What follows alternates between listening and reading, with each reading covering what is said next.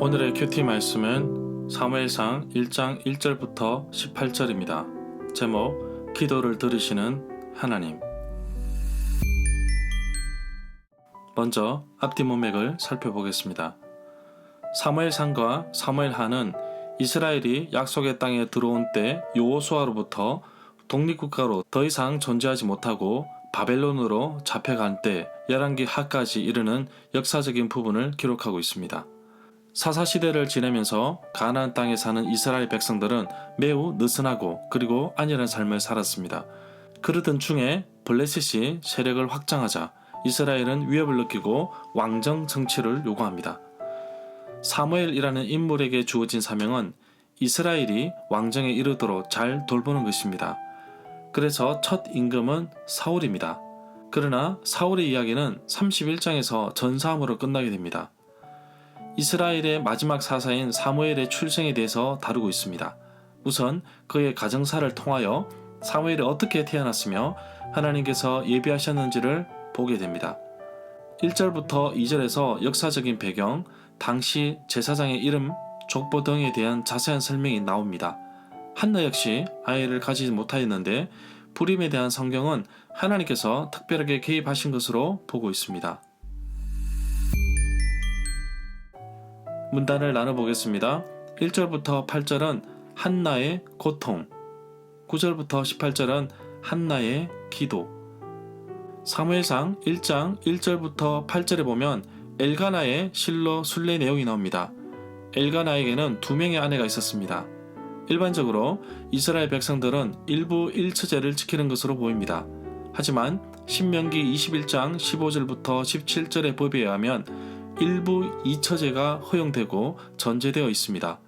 일부 다처제도 널리 퍼져 있었던 것으로 보입니다. 아브라함, 야곱, 다윗 왕, 솔로몬 왕, 르호보암 왕에게는 모두 아내가 2 이상 있었습니다. 성경의 여러 다른 여인들처럼 사라, 리브가, 라헬, 마노아의 아내, 엘리사벳, 엘가나의 아내인 한나도 아이를 가질 수가 없었습니다. 이 같은 불임은 하나님이 특별히 개입하셔서 은혜를 베푸셔야만 되는 경우입니다. 선지자 이사야는 포로로 잡혀간 이스라엘을 임신하지 못한 여성에 비유하였고 그들이 포로에서 돌아온 것을 여러 아이들을 낳아 기뻐하는 여성에 비유하고 있습니다. 3절에 보면 엘가나가 해마다 자기가 사는 마을 라마에서 나와 실로로 올라가서 만군의 여호와께 예배하며 제사를 드렸습니다. 실로에는 엘리의 아들인 홈리와 비느하스가 여호와의 제사장으로 거기에 있었습니다. 이 구절에 보면 실로라는 지명이 나오는데 이스라엘 지파들이 처음 팔레스틴에 정착하던 시기의 행정적, 종교적인 중심지였습니다. 엘가나 시대는 실로가 중심 성소였고 제사장들이 자기들의 직분을 감당하던 곳이었습니다.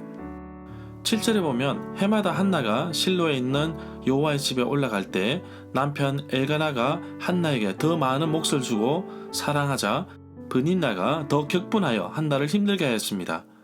그래서 한나가 울면서 아무것도 먹지도 않았습니다. 이 구절에서 여호와의 집이라는 말이 나오는데 이 성전은 언약궤를 그곳에 보관했기 때문으로 중요했습니다. 예루살렘 성전은 100년 후에 건립되었습니다. 사무엘상 3장 3절에 보면 하나님의 등불은 아직 꺼지지 아니하였으며 사무엘은 하나님의 궤에 있는 여호와의 전 안에 누웠더니 라고 말씀하고 있습니다. 9절부터 10절에 보면 엘가나의 가족들이 실로에서 식사를 하고 나서 한나가 자리에서 일어났습니다. 그때 제사장 엘리는 여호와의 성전 문설주 곁 의자에 앉아 있었습니다. 한나가 마음이 괴로워서 매우 슬퍼서 여호와께 기도하고 통곡하였습니다. 11절에 보면 한나는 여호와께 한 가지 약속을 했습니다. 만군의 여호와여, 주의 여종의 고통을 돌아봐 주십시오. 저를 기억하셔서 주의 여종을 잊지 마십시오. 저에게 아들을 주시면 내가 아들 평생에 아들을 여호와께 드리고 머리에 칼을 대지 않겠습니다. 이 구절에 아들이라는 말이 나오는데 쿰란 사본과 72역본에 보면 아들을 주시면 다음 구절이 나옵니다. 나는 그가 죽는 날까지 주님 앞에서 나실인으로 살게 하겠나이다. 그는 포도주와 독주를 마시지 않을 것이며 그 머리에 삭도를 대지 아니하겠나이다 는 뜻으로 이해할 수 있습니다.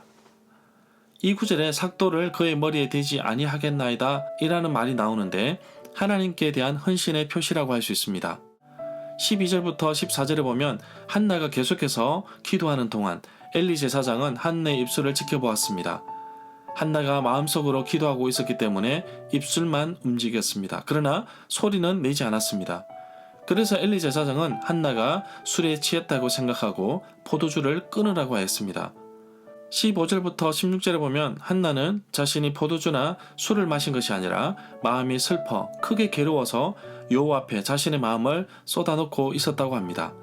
17절부터 18절에 보면 엘리 제사장은 한나에 대한 오해를 풀고 한나에게 축복하는 것을 볼 수 있습니다. 한나 역시 감사의 표시를 하고 가족들이 머물고 있는 곳으로 가서 음식을 먹었습니다. 그리고 한나에게는 더 이상 근심의 빛, 슬픈 얼굴이 없었습니다. 절마다 상세한 설명과 구절 해석, 핵심 내용과 중심 줄거리는 네이버 블로그에 올려져 있습니다.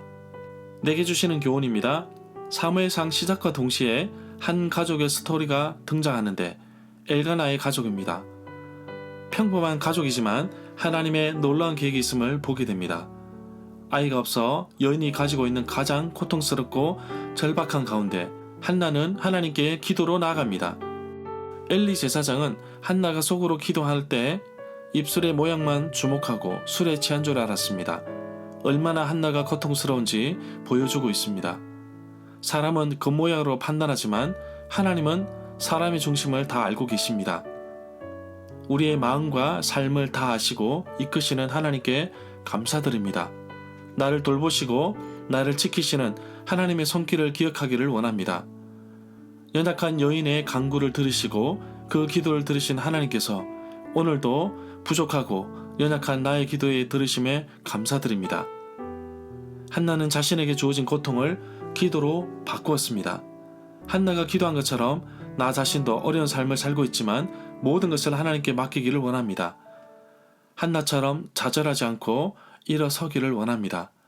나를 축복하시고 나의 기도에 귀를 기울이시는 하나님을 바라보는 하루가 되기를 간절히 소망합니다.